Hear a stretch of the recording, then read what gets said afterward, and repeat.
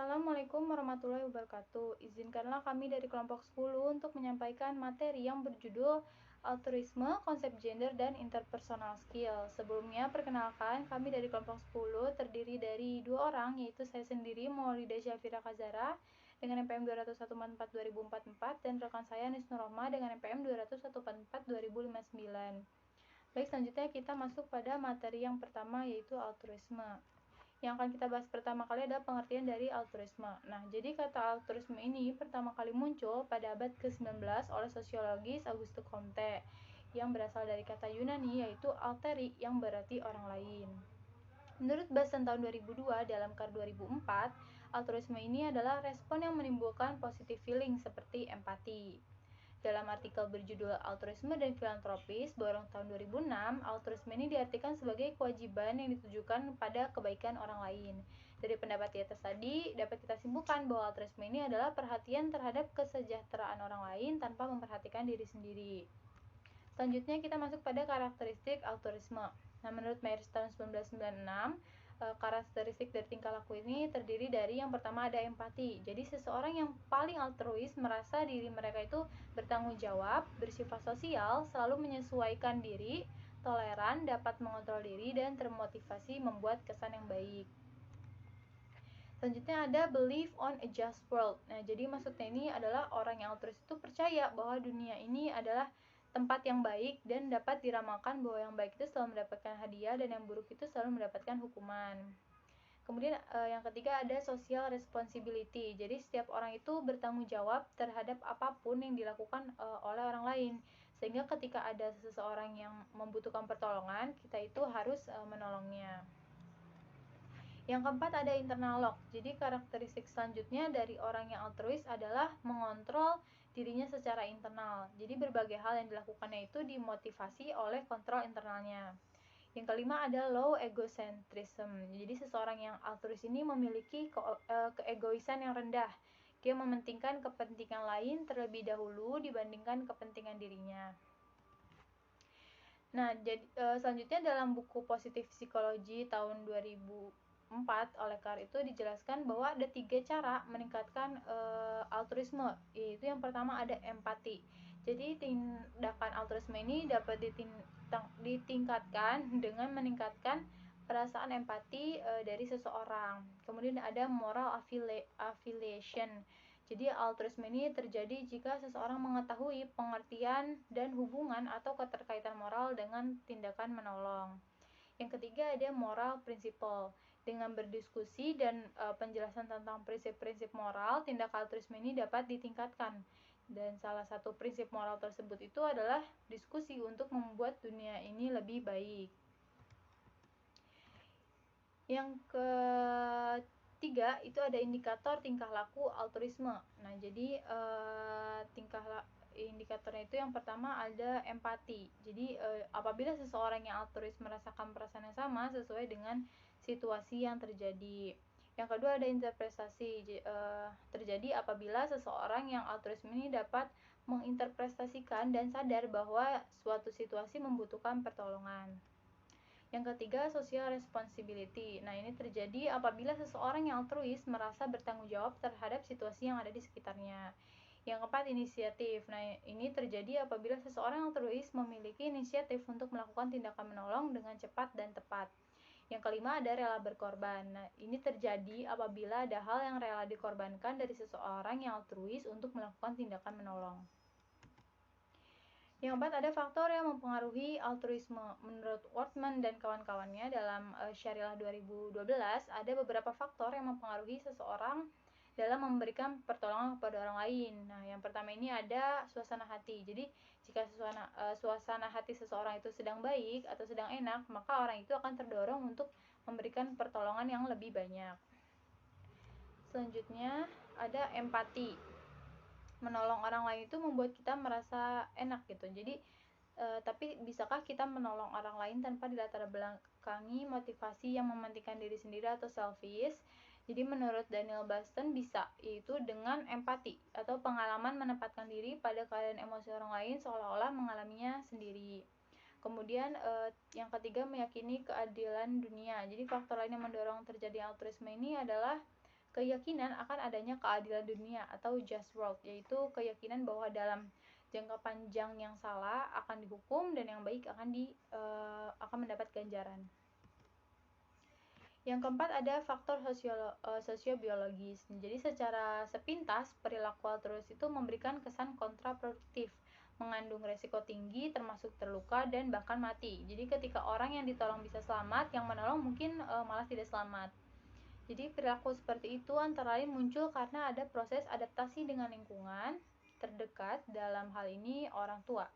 Selain itu, meskipun minimal, ada pula peran kontribusi unsur genetiknya. Yang kelima ada faktor situasional.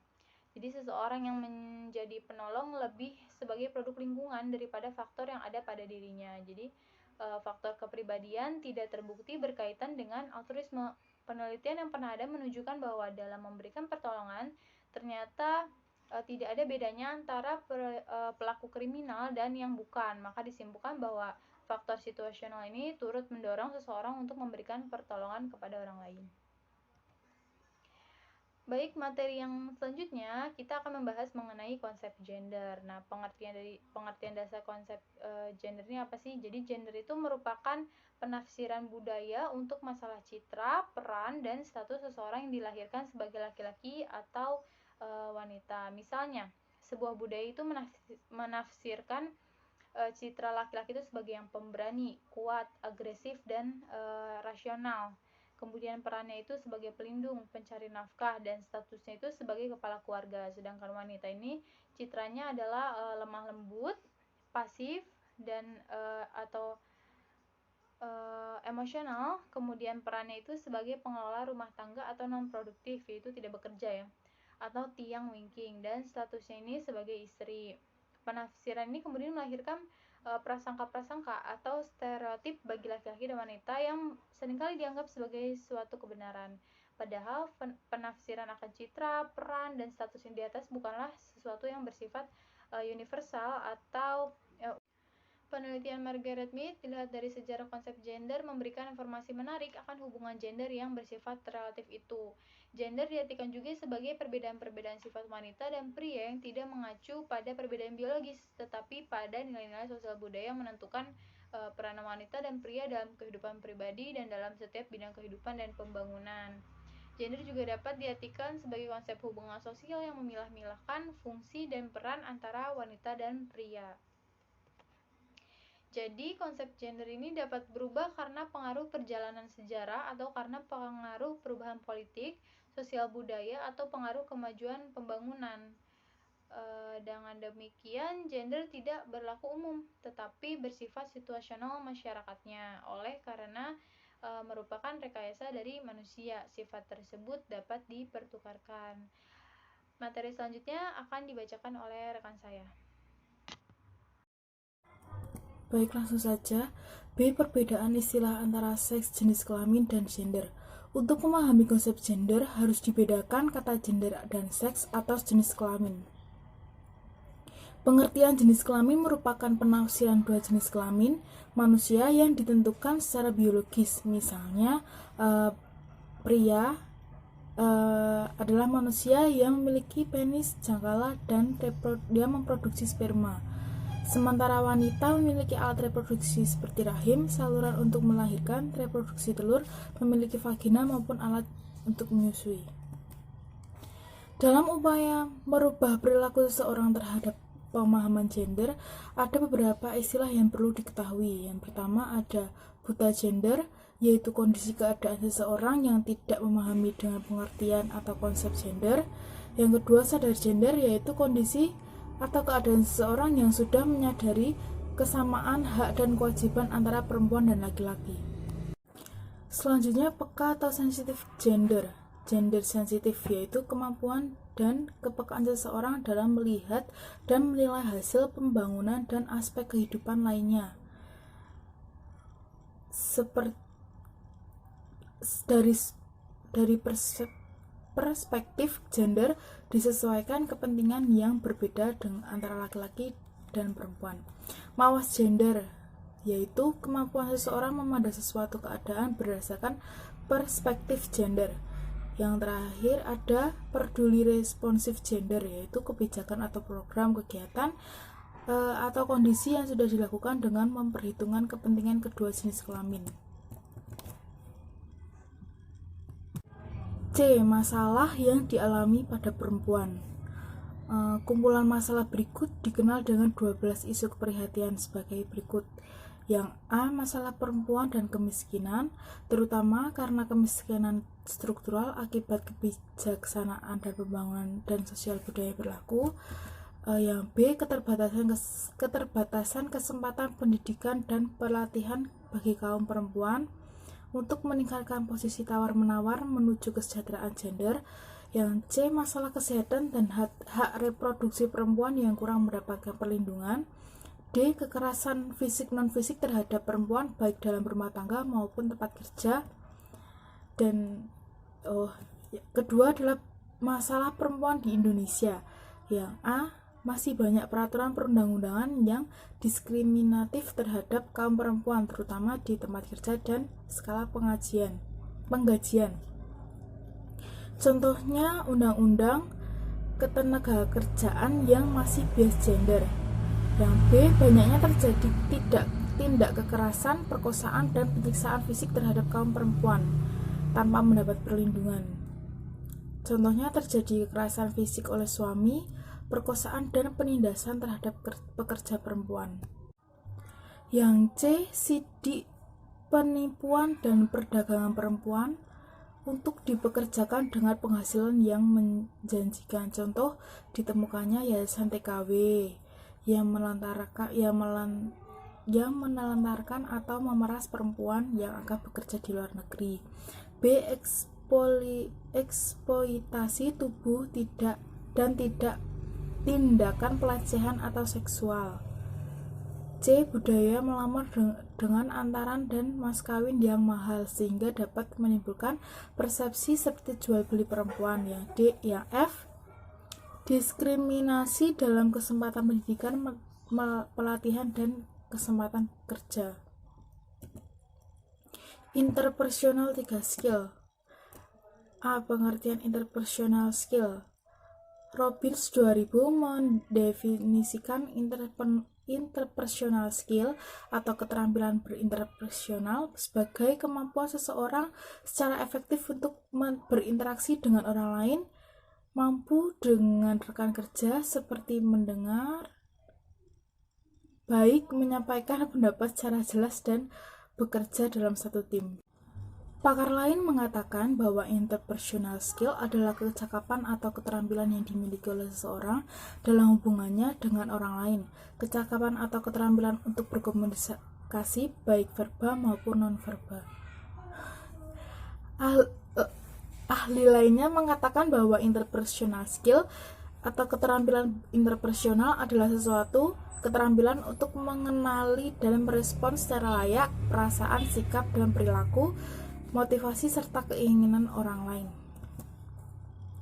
Jadi, interpersonal skill adalah kemampuan, kesanggupan, kepandaian, atau kemahiran dalam mengerjakan sesuatu. Adapun beberapa interpersonal skill, antara lain yang pertama, interpersonal listen atau mendengarkan. Mendengarkan bukan secara harfiah menggunakan alat pendengaran telinga, tetapi memiliki arti yang lebih luas dengan menggunakan alat penerima pesan lainnya. Berikut ada empat ulasan utama mengapa orang perlu mendengarkan. Yang pertama, untuk memahami dan memperoleh informasi. Yang kedua, menganalisis. Yang ketiga, membangun dan memelihara hubungan. Yang keempat, menolong orang lain.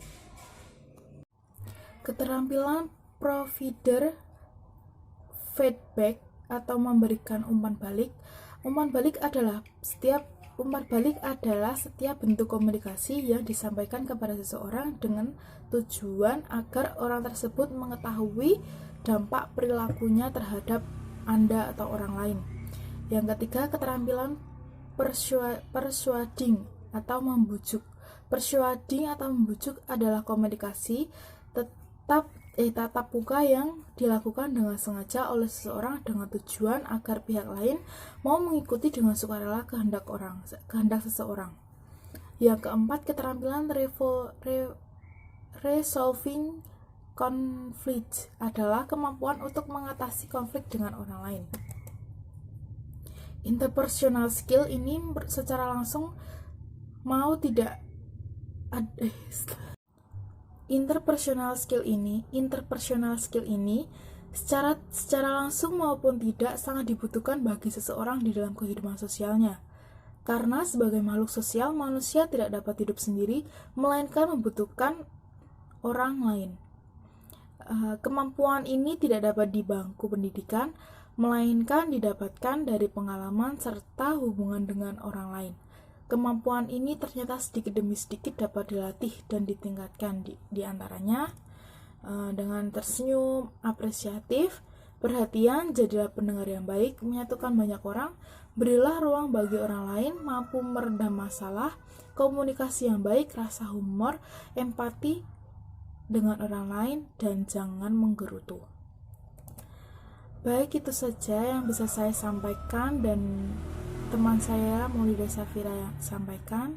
Kurang lebihnya mohon maaf yang sebesar-besarnya. Billahi taufiq wal hidayah. Wassalamualaikum warahmatullahi wabarakatuh. Terima kasih.